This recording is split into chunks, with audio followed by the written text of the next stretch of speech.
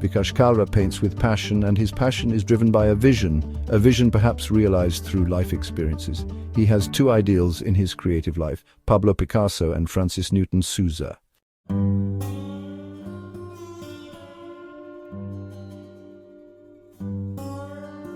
Despite his open acknowledgement of the fact that he is seriously influenced by these modern masters, many art lovers still look at his works with a certain amount of curiosity that verges into the zone of accusing the artist of plagiarism. By now he has learned to overlook such negative outlook of people with a smile, as he knows thoroughly that his art does not come from copying his beloved masters. What if someone cannot stray from certain stylistic features not because he is a slave to the style, but because it is the only way he could express himself?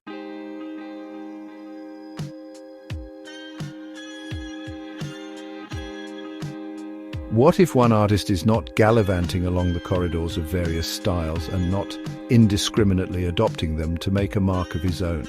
What if he has yielded his creative energies to a pursuit that suits perfectly to his purpose?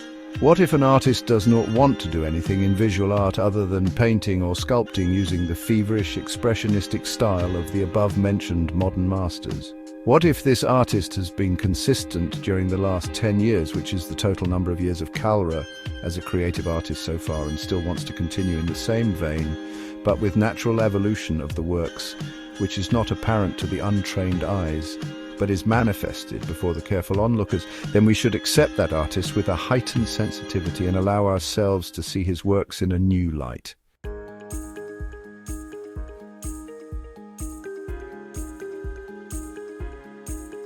Looking at the paintings of Vikash Kalra, which is prolific in output as he works like a possessed man day in and day out, one could say for sure that it is neither a market nor critique on his works that sets his creative spirit ringing.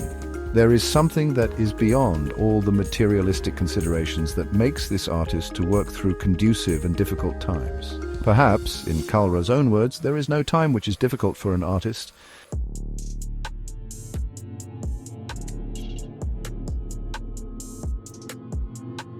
He believes in what Picasso had famously said once. Someone had put a question to Picasso. Had he been confined in a cell with no provision to draw or paint, what could he have done?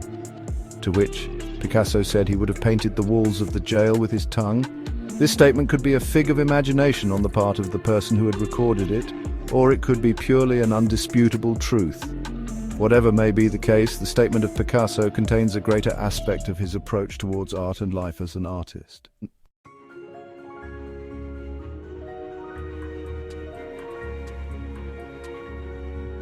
Picasso did not think about the longevity and durability of his works. His whole idea was to create works of art, and each work of art, as he believed, had its own life once liberated from the mind and hands of the artist.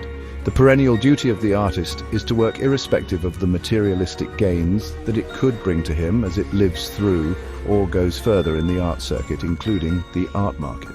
A decade-long creative career of Kalra also reveals the same attitude of the artist.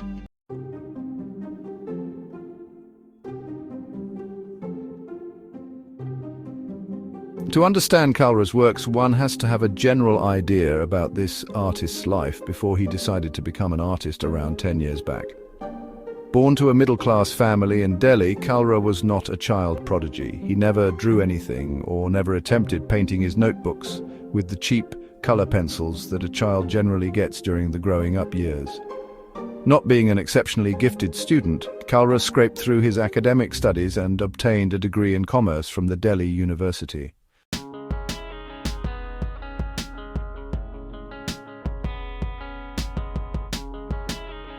When he remembers his childhood and growing up years, he does not have any qualms to accept that he was not good at anything particular.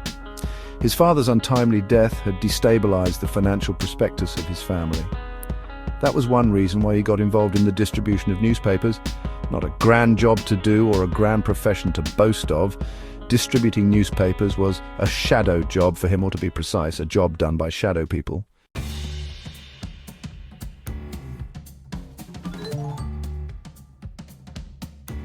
Newspaper boys, or the newspaper agents, do not have a face to show to the people.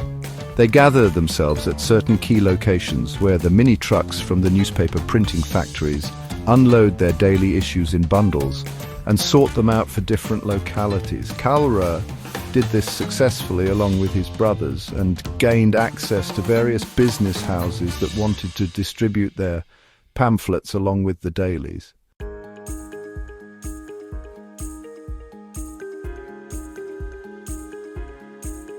This was not only an additional income for Kalra, but also a way of developing his networks, which he did not know when he would put to use.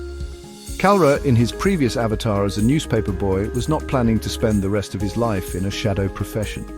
He got into the second-hand car business, which brought him enough money. He traveled all over the country as part of procuring and delivering second-hand cars. Soon he grew tired of it and set up a restaurant in Delhi with his brothers as partners.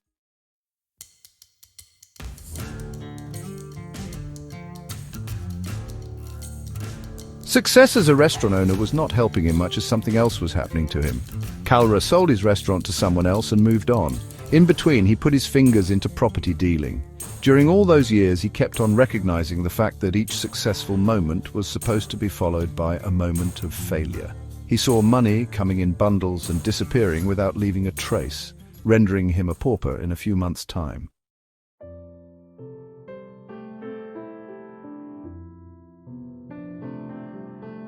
Providence was such that Kalra found himself once again sitting with newspapers and magazines in a booth in a busy South Delhi market.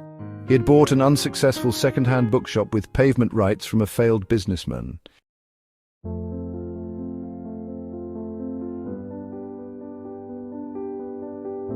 Sitting amongst stacks of second-hand books, newspapers and magazines, Kalra entered into a new realm of life, a life of knowledge. Idle hours spent amongst books while the patrons were still taking a nap in the housing colonies around the market. Kalra sat under the sun and kept reading books written by authors whom he had never seen or heard before. Success was still in pursuit of this failing businessman. Kalra became one of the top procurers of second-hand books from publishing companies all over the world as he started receiving a stream of patrons who were placing orders for different kinds of books.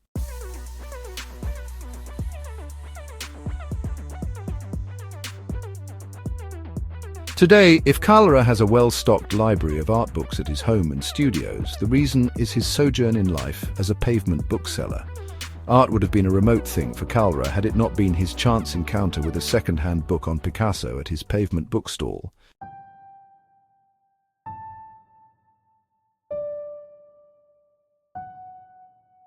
Restless and confused, he flipped through the works, and something got burst in his mind. Certain floodgates were opened. Like someone possessed by a spirit, Kalra started drawing on the magazines that he was supposed to sell.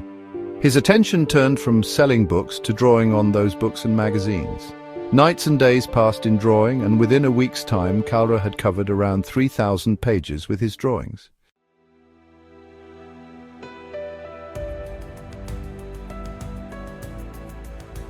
In his typical style, he sold off his thriving second-hand book business to some other person and walked off to a world which he was absolutely new. And he did not know that that world was much harsher and competitive than the worlds that he had got involved himself, right from paper distribution to second-hand car selling, from restaurant to second-hand book selling. It was time for him to deal with something very fresh, and he did not know how to go about it.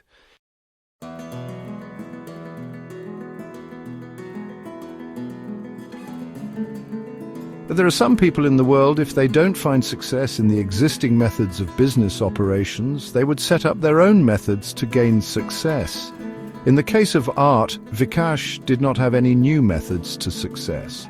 From his feverish and fervent studies of Picasso, as by that time he understood his expressions matched very well with that of Picasso, at least stylistically and formally, or later with Francis Newton Souza, he understood that he needed a studio. That was how artists operated, he found out.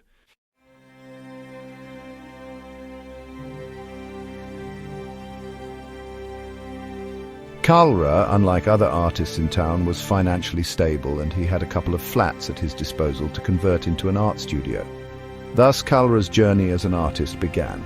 He equipped himself with studies which he had missed, when he was really a student in school and college. Each juncture of his creative career was ridden with problems as he could not find enough patrons to support him.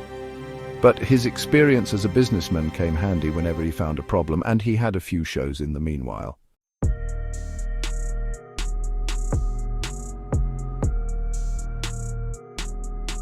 But when he put up his first solo show, critics came forward to condemn him as a Picasso or Souza impersonator.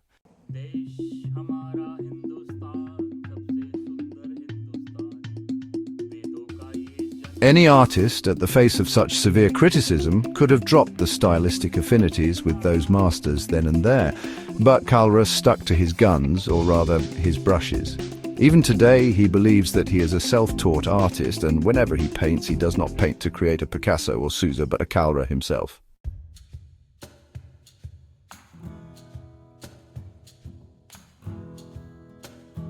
Self-taught artists, I've observed in my career as an art critic, have a tendency to go either for abstraction or for raw expressionistic language. Abstraction, though I understand it as an effort to capture the core essence of forms, for many it is a handy formalism. It helps them to play with surfaces and colors and with certain spiritual jargon put into it adequately to pep up meaning. They often get away with such abstraction. But in reality, an artist reaches abstraction when he or she has a tremendous hold on the forms.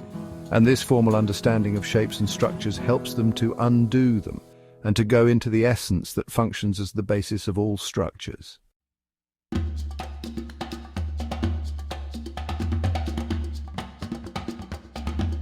Regarding raw expressionism, the knowledge of basic form is very strong in these kinds of artists, but their lack of academic training does not allow them to formulate the forms the way such training would have done. So they depend on the raw energies of lines and colors and the totality of abstraction that they create in unison. While some artists depend on impasto technique, where color blobs are liberally used to create thick lines and forms, some others use strong lines to create the contours of forms which they would fill in at a later stage.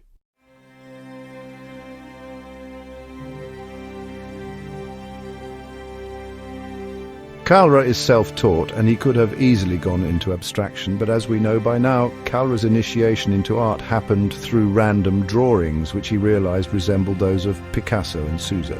This made a huge impression on his mind, and today, with 10 years of practice by his side, we cannot call him that he is raw and untrained. His training is now well-founded, and is in a style and formalism which are faintly similar to Picasso and Souza.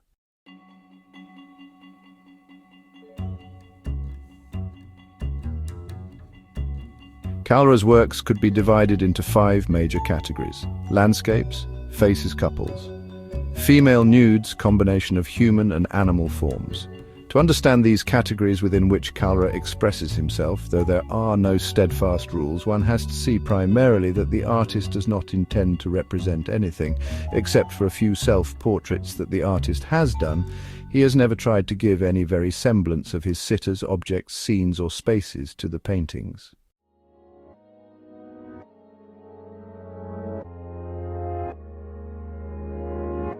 Hence, the landscapes that we see in Kalra's oeuvre are not the landscape that could be seen in the outer world. If at all, there are some referential landscapes painstakingly found out by someone in due course of time.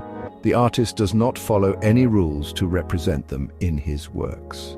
As they are landscapes mostly infested with Gothic churches and buildings, we cannot say that Kalra represents his immediate surroundings.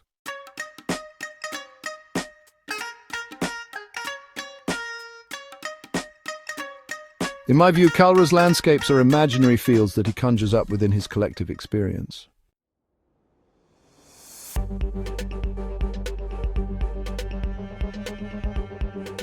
If at all they represent anything, they represent the artist's inward journeys.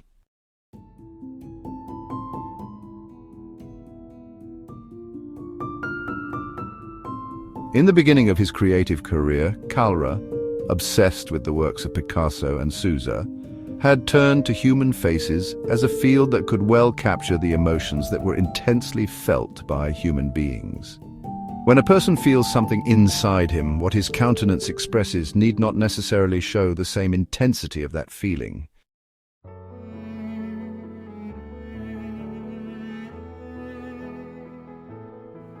We, the human beings, are capable of camouflaging our interiority using various masks of different expressions.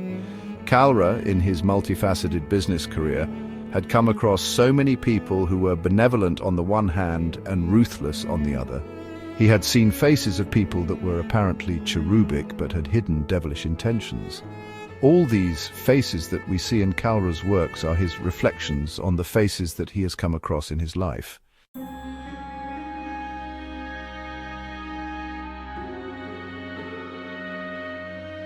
Interestingly, most of them are those of men. Men who appear as men who appear as devils, men who appear as angels, and men who appear as absolutely lost in the world. These faces are captured in strong lines and color patches.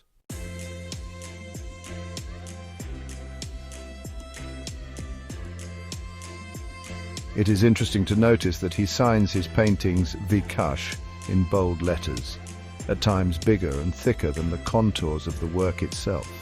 In my view, it is an act of taming and possessing all what he has seen and experienced while witnessing the faces of the people in his thrilling journey through life. With his signature, he possesses them and owns them, and through this owning of another self, he controls them.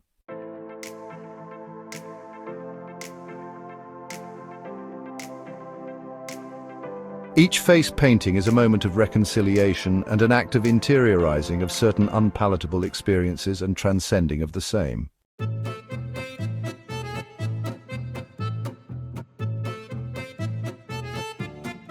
Kalra is a family man who has a wife and 2 children.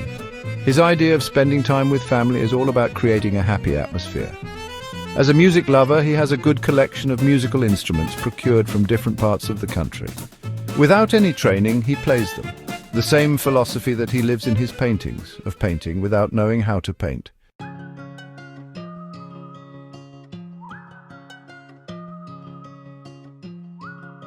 He plays them without grammar, and he says that he plays those instruments to muse himself. Besides amusing himself with various musical instruments, he also entertains his children with his musical skills.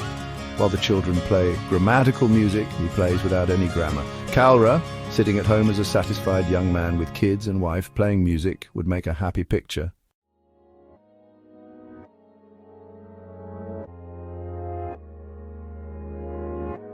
But for the artist, the happy picture of a family is just one side of all family pictures. He understands that family lives are ridden with troubles, fights, and confusions. Families are power structures and, in a way, are a jail where one returns happily. His never-ending enthusiasm to paint the couples starts from this identification with the family life, both as a heavenly experience and a torturing social system.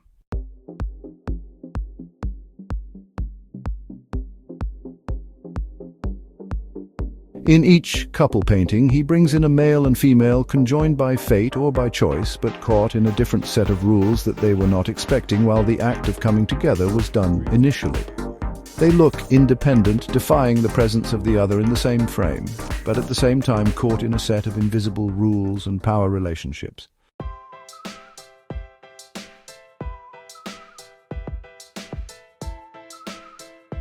Kalra says that his couple paintings are an effort to understand family as an accepted but contested socio-political and economic system.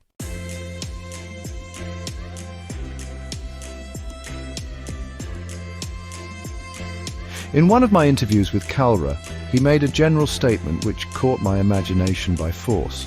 While comparing the nude paintings of Picasso with those of Souza, Kalra observed that Picasso's nude paintings were happy nudes. They are nudes that dispel the power relationship with the artist and the sitter. The sitter looks happy even in her subdued and distorted identity, while the invisible face of the artist also looks happy.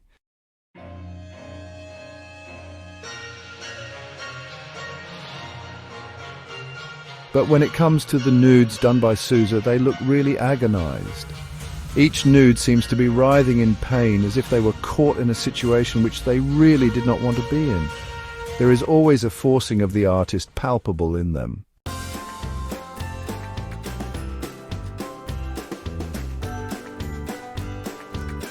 Kalra explained further, saying that each painting had an entry point, and if the artist could come out with certain level of achievement other than carnal pleasures, the painting would turn out to be a happy painting. In Picasso's nudes, one could see the happiness of the artist who enters and exits at the right moment without exercising power or coercion, while in Souza, one could see the artist struggling with his carnal instincts as well as aesthetic drives.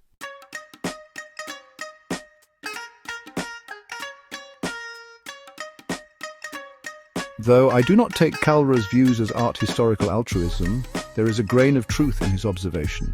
Each nude painting in the history of art has a history of power politics too. This politics of power is operational between the sitter, the woman who is forced to strip or willingly does that for the artist for love or against a fee, and the artist who, within the given situation, holds the right to gawk and gaze, therefore to objectify the sitter.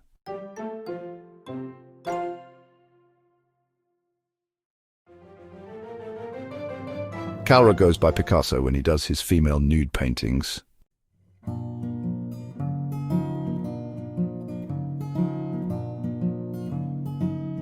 In Kalra's works, one could come across several nude paintings. A bit of prodding reveals that the artist does them with a lot of love. Many paintings are done in an imaginary plane where the sitter is absent, and the whole aspect of painting it relies on the emotional state of the artist at that given moment.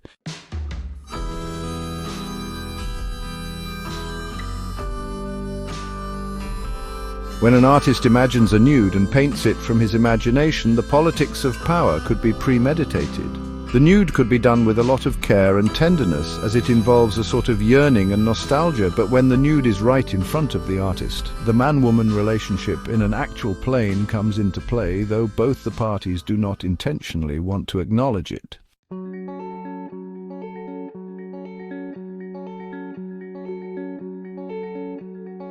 In Kalra's case, his nudes painted out of models sitting for him are done with the same tenderness as he painted them out of his imaginations. Painting nude is a field of contestation as well as a social contract and trust. When it is a field of contestations, as seen above, the nudes could turn out to be very painful, and when it is done on trust, it could be beautifully pleasing.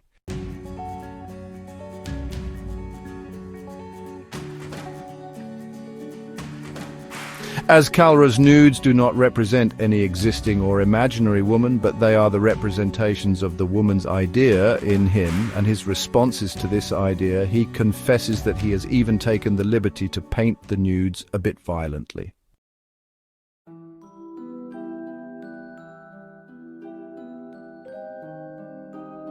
For him, violence means a manifested state of anger and repression. But he reiterates that his nude paintings are the representation of those ideas rather than bringing the model and the artist into an imbalanced power relationship.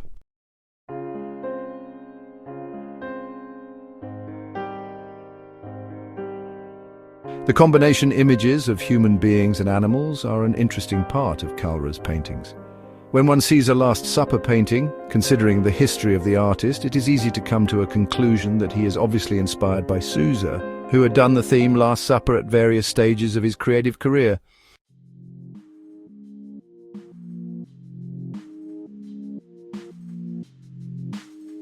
Though Kalra accepts that his inspiration also comes from Souza, he points out that the idea of Last Supper comes more to him from the Christian mythology and from the Renaissance master Da Vinci. Last Supper, according to the artist, is a moment of trust and betrayal of a social contract.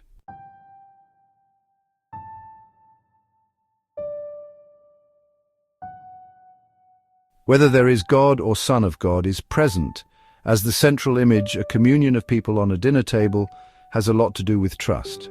As he has seen a lot of breaching of trust in social situations, he finds it a strong and emphatic theme to work upon. He consistently and persistently goes back to the theme of Last Supper, at times leaving several of such paintings unfinished. According to him, the very theme itself is a revelatory one.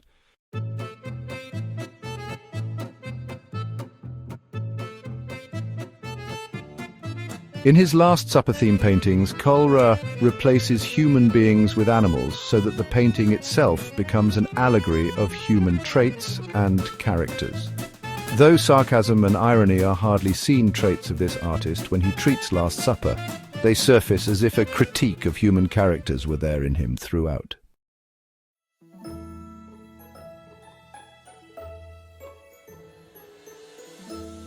At times, Kalra feels like giving individual space to certain animal figures. As he does not represent a particular animal whenever he does it, like an ape or dog or donkey or monkey, he feels that it is an expression of an unavoidable state of being, at least temporarily, and once he finishes a painting like that, he could flush it out of his own system.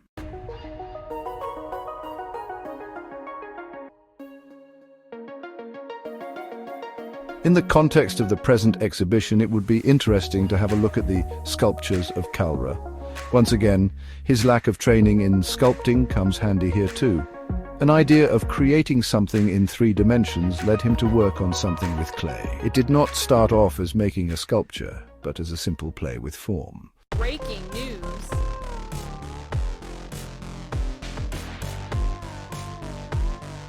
With no drawing in hand to emulate, Kalra went on shaping the clay till he achieved a human shape out of it.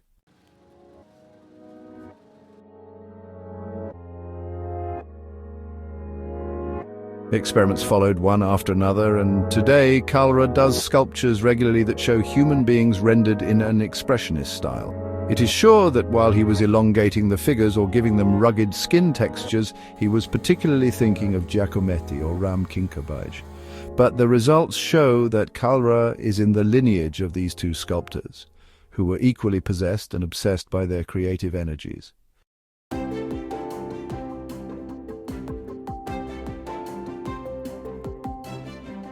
When we look at the works of Vikash Kalra, done during the last 1 decade as a whole, we come to feel that this artist has grown from formalism of masters to a style that could, in coming years, definitely define his own creative output.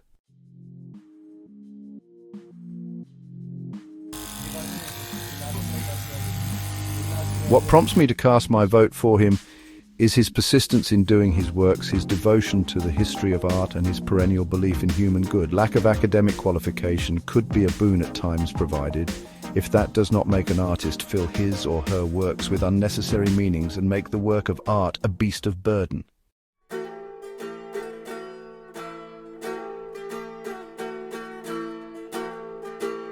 Here we have an artist in Vikash Kalra who bothers least about the possible meanings created out of his viewers, but bothers quite a lot about the practice, which for him today is his only lifeline that sustains him both materialistically and spiritually.